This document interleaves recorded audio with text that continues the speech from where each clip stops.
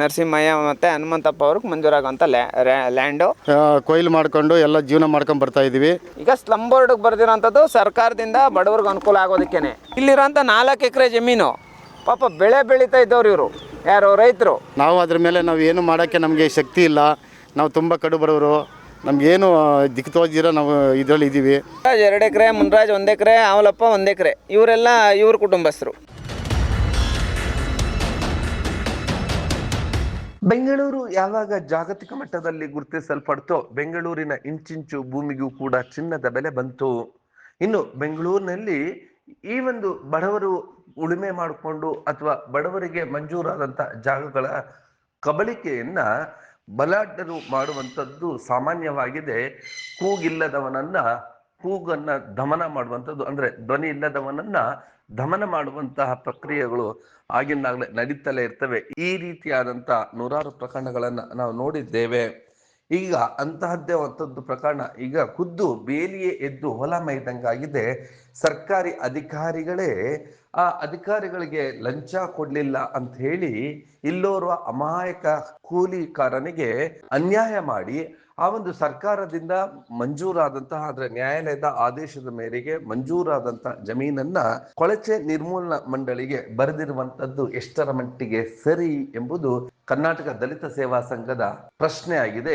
ದಲಿತ ಸೇವಾ ಸಂಘದ ಸಂಸ್ಥಾಪಕ ರಾಜ್ಯಾಧ್ಯಕ್ಷ ಸಂದೇಶ್ ಅವರು ಈ ಒಂದು ಜಾಗಕ್ಕೆ ಭೇಟಿಯನ್ನ ನೀಡಿ ಆ ಬಡವರ ಪರ ಕೂಗೆತ್ತಿದ್ದಾರೆ. ಏನದು ಅಂತೀರಾ? ಅದೆಲ್ಲವನ್ನು ಕೂಡ ದೃಶ್ಯಗಳಲ್ಲಿ ನೋಡೋಣ ಬನ್ನಿ. ಸರ್, ಬೈರ್ತಿ ಹೋಬಳಿ ನಾಗೇನಹಳ್ಳಿ ಗ್ರಾಮ, ಸರ್ವೆ ನಂಬರ್ 13. ಇದೇನು ನಾವಿಲ್ಲಿ ಈ ಜಾಗ ನಿಂತ್ಕೊಂಡಿದ್ದೀವಿ, ಇದು ಮೂಲತಃ ಹನುಮಂತಪ್ಪನವ್ರಿಗೆ ಮಂಜೂರಾಗುವಂಥ ಲ್ಯಾಂಡು. ಗ್ರ್ಯಾಂಟು ಆಗೋ ನರಸಿಂಹಯ್ಯ ಮತ್ತು ಹನುಮಂತಪ್ಪ ಅವ್ರಿಗೆ ಮಂಜೂರಾಗುವಂಥ ಲ್ಯಾಂಡು.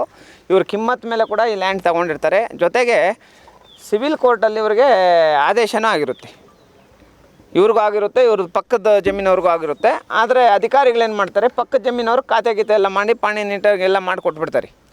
ಆದರೆ ಸರ್ವೆ ನಂಬರ್ 116ರಲ್ಲಿ ನರಸಿಂಹಯ್ಯ ಹನುಮಂತಪ್ಪ ಇವರು ಏನು ರೈತರಿದ್ದಾರೆ, ಇವ್ರ ಮಕ್ಕಳು ಇವರು ಸಂಬಂಧಪಟ್ಟಂಗೆ ಕೋರ್ಟಿಂದ ಆರ್ಡ್ರ್ ಆಗಿನೂ ಸರ್ಕಾರ ಕಿಮ್ಮತ್ತು ಅಂದರೆ ಸರ್ಕಾರಕ್ಕೆ ಹಣ ಕಟ್ಟಿದ್ರು ಕೋರ್ಟಿಂದ ಆದೇಶ ಆದ್ರೂ ಇವ್ರಿಗೇನು ಮಾಡ್ತಾರೆ, ಒಂದು ಅನ್ಯಾಯ ಮಾಡೋಂಥ ಕೆಲಸ. ಅಂದರೆ ಏನಂದರೆ ಖಾತೆ ಮಾಡ್ಕೊಳ್ತೀರಾ, ಈ ಜಾಗನ ನಮ್ಮ ಸ್ಲಮ್ ಬೋರ್ಡಿಗೆ ಬರೀತಾರೆ. ಈಗ ಸ್ಲಮ್ ಬೋರ್ಡಿಗೆ ಬರೆದಿರೋಂಥದ್ದು ಸರ್ಕಾರದಿಂದ ಬಡವ್ರಿಗೆ ಅನುಕೂಲ ಆಗೋದಕ್ಕೇ.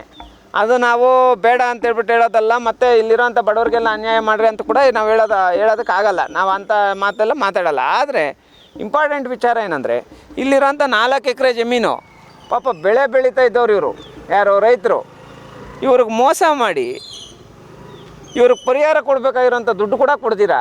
ಈ ಕಡೆ ಜಮೀನು ಪರ್ಯಾಯವಾಗಿ ಎಲ್ಲಾದರೂ ಒಂದು ಕಡೆ ಜಮೀನಾದರೂ ಕೊಡ್ಬೋದಾಗಿತ್ತು, ಆ ಜಮೀನು ಕೊಡ್ತೀರಾ. 1 ಎಕರೆಗೆ ಇಷ್ಟು ಅಂತೇಳ್ಬಿಟ್ಟು ದುಡ್ಡು ಕೊಡ್ತೀರಾ. ಇವ್ರು ಇಡೀ ಫ್ಯಾಮ್ಲಿನ ಕರ್ಕೊಂಬಂದು ಇವತ್ತು ಬೀದಿಯಲ್ಲಿ ನಿಲ್ಲಿಸಿರೋದು ನೋಡಿ. ಇವರೆಲ್ಲ ಅವ್ರ ಕುಟುಂಬಸ್ಥರು. ಇದಕ್ಕೆ ಸಂಬಂಧಪಟ್ಟಂಗೆ ಮಾನ್ಯ ಜಮೀರ್ ಸಾಹೇಬರು ಮತ್ತು ನಮ್ಮ ಕೊಳಗೇರಿ ಅಭಿವೃದ್ಧಿ ಮಂಡಳಿ ಏನು ಮಾಡುತ್ತೆ, ಈ ಜಮೀನಲ್ಲಿ ಇವರು ಪೊಸಿಷನಲ್ಲಿದ್ದಾರೆ ಅಂತೇಳ್ಬಿಟ್ಟು ವರದಿ ಕೊಡುತ್ತೆ. ನೋಡಪ್ಪ, ಪುಟ್ರಾಜ್ 2 ಎಕರೆ, ಮುನ್ರಾಜ್ 1 ಎಕರೆ, ಅವಲಪ್ಪ 1 ಎಕರೆ, ಇವರೆಲ್ಲ ಇವ್ರ ಕುಟುಂಬಸ್ಥರು.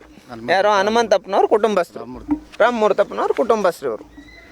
ಇವ್ರಿಗೆ ಇವರೇ ಪೊಸಿಷನಲ್ಲಿದ್ದಾರೆ ಅಂತ ಕೊಡ್ತಾರೆ. ಇವ್ರನ್ನ ಇನ್ನೊಂದು ಕಡೆ ಶಿಫ್ಟ್ ಮಾಡೋ ಅಂಥದ್ದಾಗ್ಬೋದು, ಅಥವಾ ಇವ್ರಿಗೆ ಒಂದಷ್ಟು ಪರಿಹಾರದ ಹಣವನ್ನು ಕೊಡೋ ಅಂಥದ್ದಾಗೋದು ಮಾಡಿಲ್ಲ. ಹಂಗಾಗಿ ನಾನು ಮಾನ್ಯ ಜಮೀರ್ ಸಾಹೇಬ್ರಲ್ಲಿ ಮನವಿ ಮಾಡ್ತಾಯಿದ್ದೀನಿ. ತೀರಾ ಬಡವರು ಇವರು, ಈ ಜಮೀನು ನಂಬ್ಕೊಂಡು ಬದುಕ್ತಾ ಇದ್ದವರು. 2021ರಿಂದ ಇವ್ರನ್ನ ಮನೆಯಿಂದ ಆಚೆ ಹಾಕಿ, ಈ ಜಾಗದಿಂದ ಆಚೆ ಹಾಕಿ ಪೂರ್ತಿಯಾಗಿ ಇವ್ರಿಗೆ ಅನ್ಯಾಯ ಮಾಡಿರೋಂಥದ್ದು. ಆಮೇಲೆ ಒಂದಷ್ಟು ಬೇರೆ ಕಡೆ ಇರೋಂಥ ರೌಡಿಗಳಿಂದ ಇವ್ರ ಮೇಲೆ ದೌರ್ಜನ್ಯಗಳು ಕೂಡ ನಡೆದೈತಿ. ಹಂಗಾಗಿ ನಾನು ಮಾಧ್ಯಮ ಮಿತ್ರರ ಮುಖಾಂತರ ನಾನೊಂದು ರಿಕ್ವೆಸ್ಟ್ ಮಾಡ್ಕೊತಾ ಇರೋಂಥದ್ದು ಏನಂದರೆ, ಜಮೀರ್ ಸಾರ್ ಎಲ್ಲರಿಗೂ ಅಧಿಕಾರ ಇದ್ರೂ ಅಧಿಕಾರ ಇಲ್ದಿರ ಇದ್ದಾಗ್ಲೂ ಸುಮಾರು ಜನಕ್ಕೆ ಸಪೋರ್ಟ್ ಮಾಡಿದ್ದಾರೆ ಅಲ್ವಾ. ಜಮೀರ್ ಸಾಹೇಬರು ಅಧಿಕಾರ ಇದ್ದರೂ ಇಲ್ದಿರ ಇದ್ದಾಗ್ಲೂ ಸುಮಾರು ಜನಕ್ಕೆ ಸಪೋರ್ಟ್ ಮಾಡಿದ್ದಾರೆ.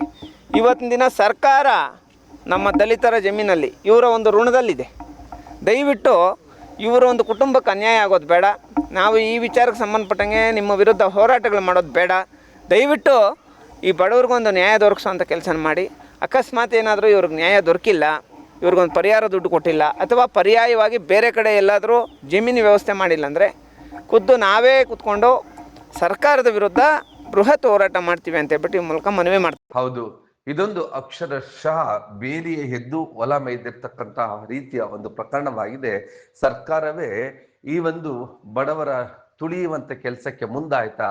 ಇದಕ್ಕೆ ಕಾರಣವೇ ಸರ್ಕಾರಿ ಅಧಿಕಾರಿಗಳಿಗೆ ಲಂಚ ಕೊಡ್ಲಿಲ್ಲ ಎನ್ನುವಂತ ಕಾರಣಕ್ಕೆ ಈ ಒಂದು ಘಟನೆ ನಡೆದಿರುವಂತದ್ದು. ಅದೇನಪ್ಪ ಅಂದ್ರೆ, ಬೆಂಗಳೂರು ಪೂರ್ವ ತಾಲೂಕಿನ ನಗರೇಶ್ವರ ನಾಗೇನಹಳ್ಳಿ ಗ್ರಾಮದ ಸರ್ವೆ ನಂಬರ್ 116ರಲ್ಲಿ 4 ಎಕರೆ ಜಾಗವಿತ್ತು. ನರಸಿಂಹಯ್ಯ ಮತ್ತು ಹನುಮಂತಪ್ಪ ಇವರ ಕುಟುಂಬಕ್ಕೆ ನ್ಯಾಯಾಲಯದಿಂದ ಮಂಜೂರಾಯಿತು. ಸರ್ಕಾರಕ್ಕೆ ಕೀಮತ್ತು ಕಟ್ಟಿದರೂ ಆ ಜಾಗ ಮಾತ್ರ ಖಾತೆ ಮಾಡದೆ ನೇರವಾಗಿ ಕೊಳಚೆ ಅಭಿವೃದ್ಧಿ ಮಂಡಳಿಗೆ ಅಧಿಕಾರಿಗಳು ಬರೆದಿರುವಂತದ್ದು ಎಷ್ಟರ ಮಟ್ಟಿಗೆ ಸರಿ?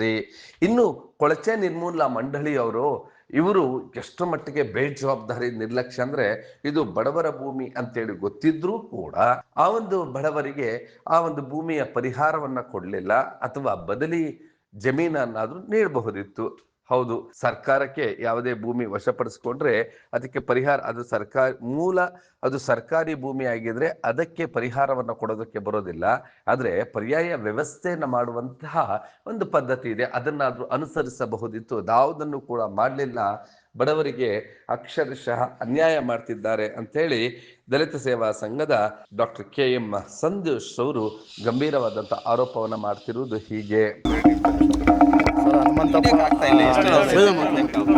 ನರಸಿಂಹಯ್ಯ ಹನುಮಂತಪ್ಪ ಅನ್ನೋ ಮೊಮ್ಮಗ ನಾನು.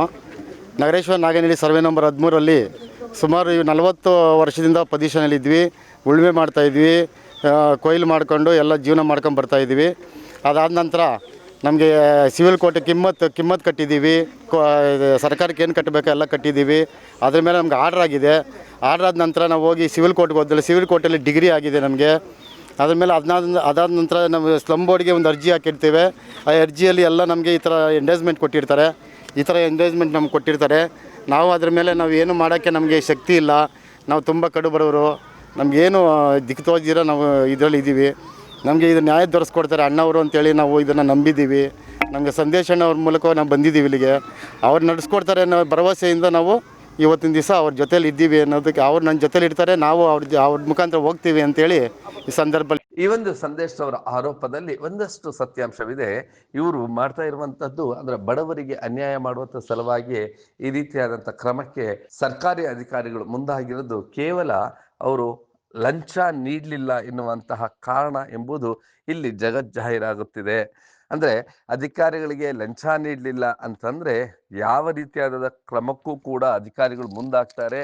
ಅದು ಬಡವ ಇರಲಿ ಅಥವಾ ಬಲ್ಲಿದ ಇರಲಿ, ಈ ರೀತಿಯಾದಂತಹ ಒಂದು ನಿರ್ದಾಕ್ಷಣ್ಯ ಕ್ರಮಗಳನ್ನು ತೆಗೆದುಕೊಂಡು ಬಡವರನ್ನ ತುಡಿಯುವಂಥ ಕೆಲಸವನ್ನು ಅಧಿಕಾರಿಗಳು ಕೂಡ ಮಾಡ್ತಾರೆ ಅನ್ನೋದಕ್ಕೆ ಈ ನಗರೇಶ್ವರದ ನಾಗೇನಹಳ್ಳಿ ಸರ್ವೆ ನಂಬರ್ 116 ಉತ್ತಮ ಉದಾಹರಣೆ ಆಗಿದೆ. ಈಗಲಾದರೂ ವಸತಿ ಸಚಿವರಾದಂಥ ಜಮೀರ್ ಅವರು ಈ ಬಡವರಿಗೆ ಈ ಒಂದು ಬದಲಿ ನಿವೇಶನದ ವ್ಯವಸ್ಥೆಯನ್ನು ಮಾಡ್ತಾರ ಎನ್ನುವುದನ್ನು ಕಾಲವೇ ನಿರ್ಧರಿಸಲಿದೆ. ನೀವು ಈ ಕೂಡ ಎಲ್ಲ ನಮ್ಮ ಚಾನಲ್ಗೆ ಸಬ್ಸ್ಕ್ರೈಬ್ ಆಗಿಲ್ಲ ಅಂದರೆ ಸಬ್ಸ್ಕ್ರೈಬ್ ಬಟನನ್ನು ಕ್ಲಿಕ್ ಮಾಡಿ, ಪಕ್ಕದಲ್ಲಿರೋ ಬೆಲ್ ಐಕನನ್ನು ಕ್ಲಿಕ್ ಮಾಡಿ. ನಾವು ಅಪ್ಲೋಡ್ ಮಾಡುವಂತಹ ವೀಡಿಯೋಸ್ ನಿಮಗೆ ನೋಟಿಫಿಕೇಶನ್ ಬರುತ್ತೆ.